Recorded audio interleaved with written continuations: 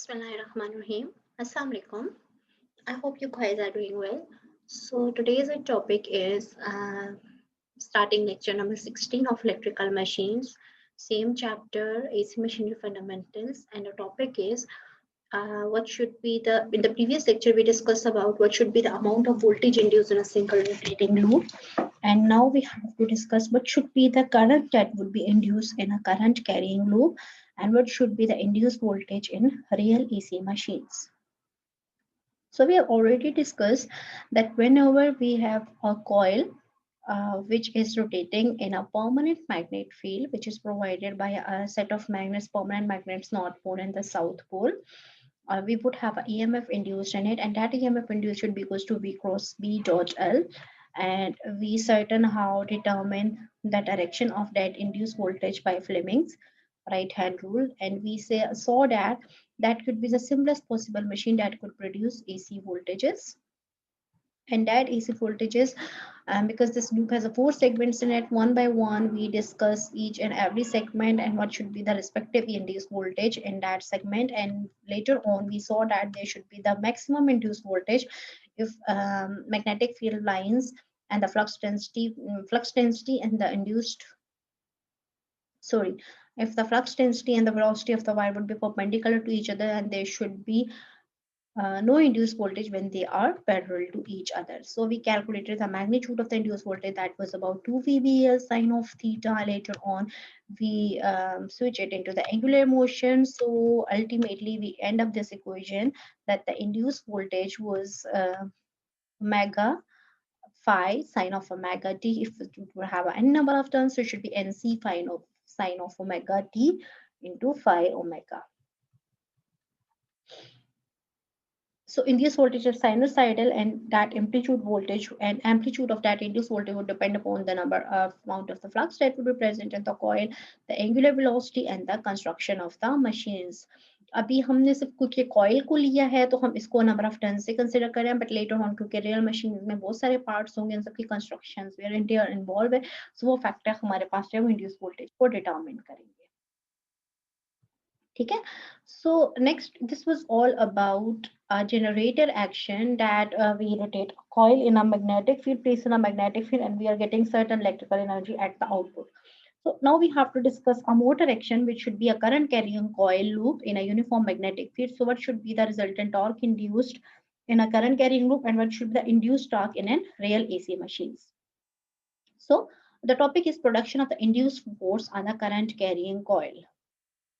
So we have a conductor which is having length L, and we have a certain amount of current I that is passing through that conductor.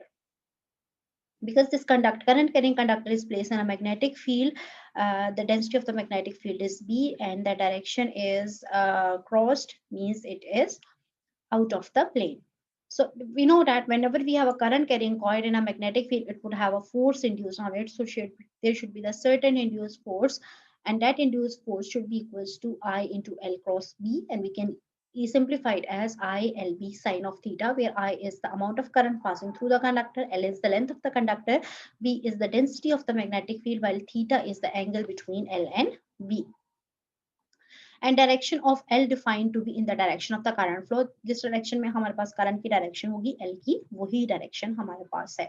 So we can determine the direction of the induced force by using the Fleming's right hand rule. The thumb, forefinger and the middle finger of the right hand, इनको हमने एक दूसरे के right angle पे place करना है. और इसमें क्या होगा कि आपके पास जो इंडेक्स फिंगर है या फर्स्ट फिंगर जो है आपकी फोर फिंगर है, वो अगर जो है वो आपके करंट की डायरेक्शन को पॉइंट आउट करिए, मींस एल की डायरेक्शन को पॉइंट आउट करिए. जो मिडल फिंगर है वो आपके पास फ्लक्स डेंसिटी को जो है वो पॉइंट आउट करिए. तो जो थंब है, it should B determine the resultant force F that should be induced on the wire.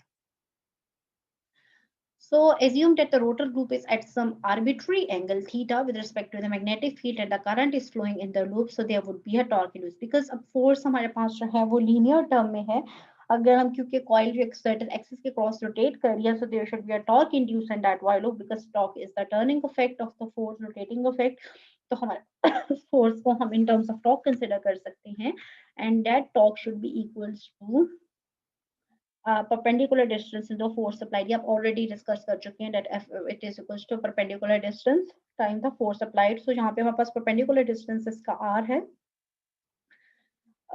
which is the radius of the coil, और हमारे पास जो applied force है हमारे पास F है, where F is the same as I into L cross B. So torque should be RF sin of theta, because it's a cross product, so हम इसको हटाया तो हमारे पास आ जाएगा RF sin of theta. So यहाँ से जो नेक्स्ट चीज हमने कंसिडर करनी है,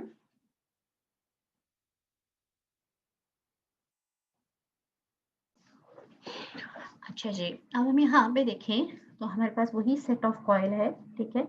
इस टाइम इसमें डिफरेंस क्या है कि हम this coil is current carrying coil and it is place in a magnetic field, ठीक है।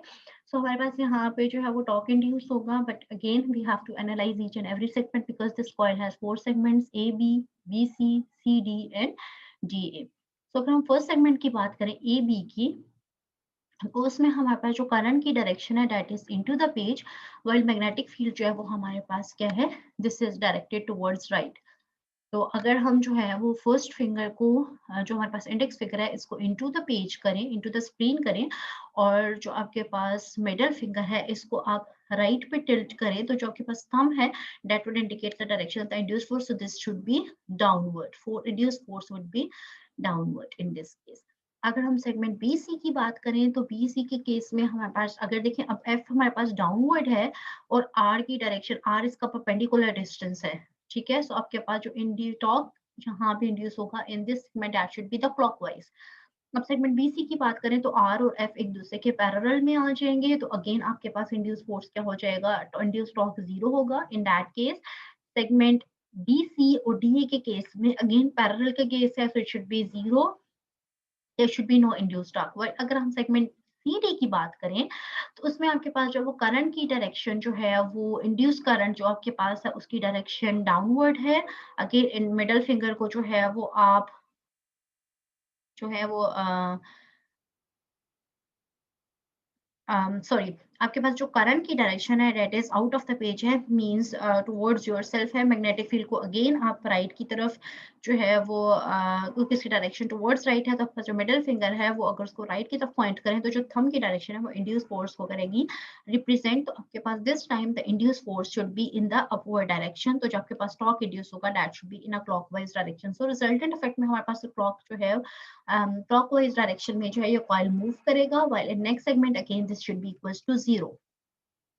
सो हमारे पास यहाँ पे जो है वो 4 सेगमेंट्स आपके पास बनते हैं, कि आपके पास जो first segment segment A B में फोर्स इंड्यूस्ड जो वो डाउनवर्ड है, तो करंट आपके पास क्या होगा, because the current is into the page, आपके पास जो इंड्यूस्ड टॉर्क है वो क्लॉकवाइज डायरेक्शन है। सेगमेंट बी सी में इंड्यूस्ड टॉर्क जो है वो 0 है, जबकि सेगमेंट सी डी में हमारे पास जो है वो induced torque is again in the clockwise direction, while in the segment DA आपके पास induced torque क्या है, 0 है। क्यों 0 है, बिकॉज आपके पास जो है वो इंड्यूस फोर्स जो है आपके पास 0 आ गई। इंड्यूस फोर्स अब आपके पास जिस डायरेक्शन में उसी डायरेक्शन में आपके पास आर है, तो दोनों दूसरे के पैरेलल में है, तो इंड्यूस टॉर्क आपके पास क्या आ जाएगा, 0 आ जाएगा। अब अगेन जिस तरह से हमने इंड्यूस वोल्टेज को देखा था, what should be the total induce voltage in loop, इसी तरह से जो टोटल इंड्यूस टॉर्क है ना लूप पे, it should be the sum of torque on each of its sides. तो टोटल जो हमारे पास इंड्यूस टॉर्क आ जाएगा वो आएगा 2RILB साइन ऑफ थीटा, ठीक है। So this is the magnitude of the induced torque. The resulting torque is shown as a function of angle because this is again in a sinusoidal shape and it is a function of theta. तो ये हमारे पास जो है वो resultant torque आएगा जो कि किसी भी coil के क्रॉस इंड्यूस होगा। So आपके पास यहाँ पे the induced torque should be 0 when the plane of the loop is perpendicular to the magnetic field. आपके पास मतलब लूप और जो मैग्नेटिक फील्ड है जब एक दूसरे के परपेंडिकुलर होंगे, ये बी एस आपके पास जो है वो मैग्नेटिक फील्ड है और ये जो मैग्नेटिक फील्ड डेंसिटी है ये लूप के, बिकॉज करंट कैरिंग कॉइल तो ये अपनी मैग्नेटिक फील्ड जो है वो प्रोड्यूस करेगा। जब एक दूसरे के परपेंडिकुलर पे होंगे तो इंड्यूस्ड टॉर्क जो है वो 0 होगा, जैसे हमने सेगमेंट बी सी और डी ए के केस में देखा। जबकि अगर एक दूसरे के पैरेलल में होंगे तो हमारे पास मैक्सिमम टॉर्क जो है वो इंड्यूस होगा। ये प्लेन ऑफ द लूप और मैग्नेटिक फील्ड की बात हो रही है, ठीक है, कि लूप की जो मैग्नेटिक फील्ड है और जो स्टेटर की मैग्नेटिक फील्ड है, ये आपस में जो कि दूसरे के परपेंडिकुलर होंगी तो मैग्नेटिक फील्ड टॉर्क 0 होगा, अगर दूसरे के पैरेलल होंगी तो मैग्नेटिक फील्ड आपके पास सॉरी इंड्यूस्ड टॉर्क जो है वो आपके पास मैक्सिमम होगा।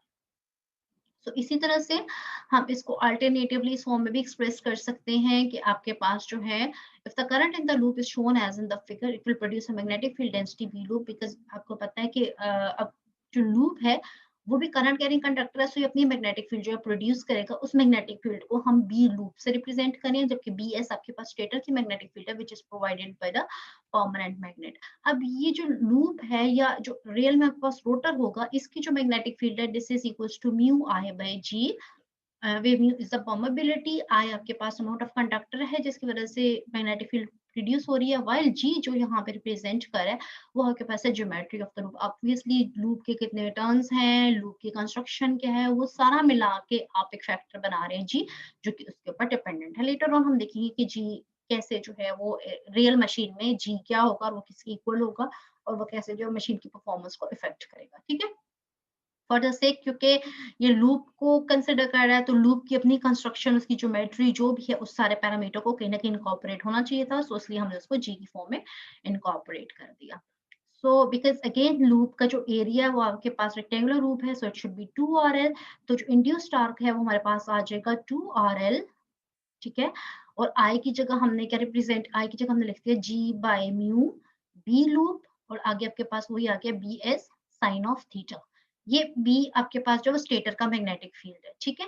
अब जो 2RL है वो हमारे पास एरिया की इक्वल आ गया, और G by mu into B loop जो है वो हमारे पास आ गया, और ये B S sine of theta. तो ये जो सारे के सारे कांस्टेंट होंगे, एरिया भी कांस्टेंट है, मोबिलिटी भी मटेरियल की कांस्टेंट होगी, जी इसकी कंस्ट्रक्शन पे डिपेंडेंट है, ज्योमेट्री पे वो भी कांस्टेंट कोई ना कोई वैल्यू आएगी, तो इन सबको हमने ए जी बाई म्यू को एक कांस्टेंट के से रिप्रेजेंट कर दिया, और साथ में हमारे पास आ गया B loop B S sine of theta. तो जो हमारे पास टोटल इंड्यूस्ड टॉर्क है that is equals to k b loop b s sine of theta, where k depends upon the construction of the machine, b s is the stator magnetic field, और b loop हमारे पास rotor की, अभी तो loop की है लेकिन in real machines it should be magnetic field of the rotor. So we can also represent it as torque induced should be equals to K B loop cross BS in a cross product. So the induced torque in the loop and also in the journal, the torque in real AC machine depends on the four factors. एक, the strength of the rotor magnetic field, obviously rotor की जितनी magnetic field होगी जिसको हम B loop कह रहे हैं, the strength of the external magnetic field जो कि BS है, which is the magnetic field of the stator, the angle between the two magnetic fields because cross product है तो इनका angle भी हमारे पास जो है important है, and the fourth parameter is the constant that represents the construction of the machine. Real machines में जो भी आपके पास जो है वो इनकी कंस्ट्रक्शन का पैरामीटर होगा वो भी एक इंपॉर्टेंट रोल प्ले करेगा इंड्यूस टॉर्क के ऊपर। सो इंड्यूस टॉर्क में हमारे पास जो है स्टेटर की मैग्नेटिक फील्ड, रोटर की मैग्नेटिक फील्ड, इनके दरमियान जो एंगल बन रहा है वो, और जो आपके पास जो है वो कांस्टेंट पैरामीटर है जो कि मशीन की कंस्ट्रक्शन को रिप्रेजेंट कर रहा है, ये सारे मिला के हमारे पास डिटरमाइन करेंगे what should be the rotating torque of the machine and what should be the real RPM that we are getting from the output of the machine in case of any motor, ठीक है। So this is all about the induced torque in a current carrying loop. हमने motor पहले generator action को देखा that how voltage should be induced. अब हमने देखा कि अगर आपके पास करंट कैरिंग लूप है so how it would behave as a motor action आपके पास कैसे होगा, रिजल्टेंट हमारे पास कोई टर्निंग इफेक्ट आएगा जिसको हमने टॉर्क की फॉर्म में रिप्रेजेंट किया। अब ये सारा का सारा काम हमने किया एक सिंपल लूप के ऊपर जिस लूप के 4 सेगमेंट्स थे, ठीक है। पैरामीटर्स हमने डिटरमाइन कर लिए यहाँ से कि कौन कौन से पैरामीटर्स हैं जो कि रियल मशीन्स को जो है वो इफेक्ट करेंगे। अब इन्हीं पैरामीटर्स को अप्लाई करके, इसी थ्योरी को अप्लाई करके हमने एक रियल एसी मशीन्स को, whether that could be a generator, whether that could be a motor, हमने उसको जो है वो डिस्कस करना है इन अ नेक्स्ट चैप्टर।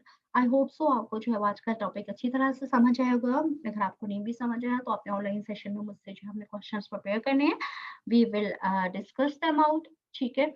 और फिर हम इसी से इंशाल्लाह मूव करेंगे टुवर्ड्स इंडक्शन मशीन, जिसमें हम इंडक्शन मोटर्स और इंडक्शन जनरेटर्स को पढ़ेंगे, and then we would have synchronous machines and synchronous generators, ठीक है। उसके बाद हम जो है वो कुछ रियल पर्पस मशीन्स की तरफ जाएंगे कि रियल मशीन्स आपके पास कैसे होती है, ठीक है।